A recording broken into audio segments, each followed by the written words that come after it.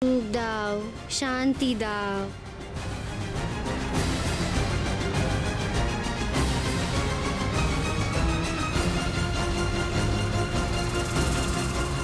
তোমরা কোত্থেকে? আচ্ছা,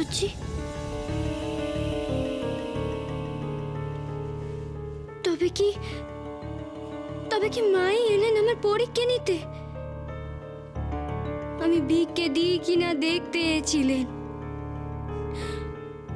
আমি বুঝতে পেরেছি মা, এ তোমারই লীলে।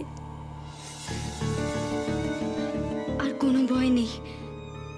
এবার গিয়ে আমি এসব ফুল গায়ে বাচ্চাদের মাথায় টেকিয়ে দেবো। তারা সব সুস্থ হয়ে উঠবে। যাই, আর দেরি নয়, যাই।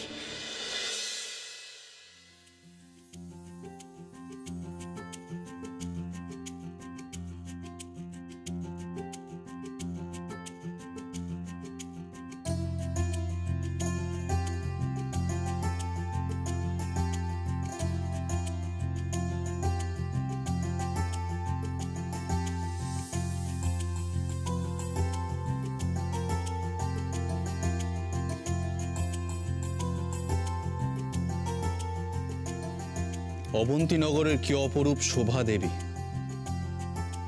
শ্রী ও সমৃদ্ধিতে উপচে পড়ছে চারিদিক।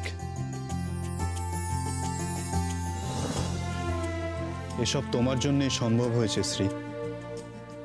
না প্রভু, আমার জন্য নয়, এই সব সম্ভব হয়েছে আমার ভক্ত মেনকার জন্য।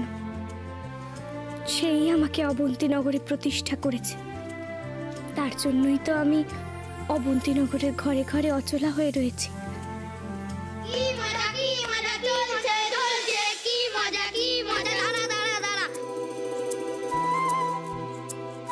এবার এটাকে রং করতে হবে, যা রং নিয়ে আয়।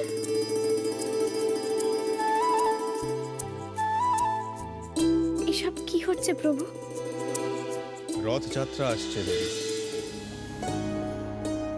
আমি জগন্নাথ রূপে শ্রীক্ষেত্র দর্শনে বের হব রথে চড়ে। সেই উৎসবের আয়োজন হচ্ছে।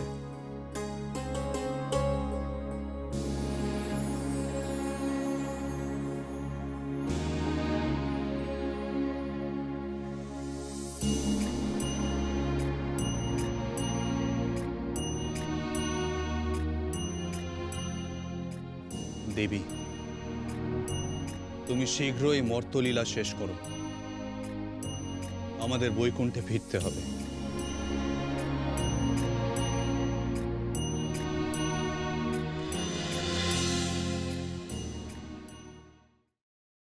আমি এই সব কিছু বন্ধ করতে পারি, কিন্তু একটা শর্তে।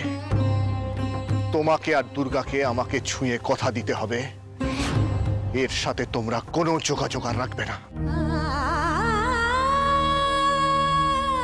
শোনো, আমরা এখনো তোমার মতন এতটা পাথর হয়ে যায়নি। তোমাকে ছুঁয়ে আমি এত বড় কথাটা, এটাই আমার শেষ কথা তোমাকে। দাদা ভাই, পুতুলটা না দিয়ে এসেছি। আস্তে, একেবারে বজরংবলী আন্টির হাতে দিয়েছো তো? না, আমরা তো দরজা দিয়ে গড়িয়ে দিয়েছি। ঘরে তো ঠাম্মু ছিল, তাই ঢুকতে পারিনি। মা ঘরে ছিল? এ বাবা, যদি মার হাতে পড়ে তাহলে তো মুশকিল। ওনার কোনো সর্দারজির সাথে পরিচয় ছিল? সর্দারজি? না, ঠিক আছে। আমি তাও বলবো আপনারা একটু ঠান্ডা মাথায় ভাবুন। আসলে আমার জানাটা খুব দরকার। আমি তাহলে আসি, কিছু মনে পড়লে আমাকে অবশ্যই জানাবেন। আচ্ছা।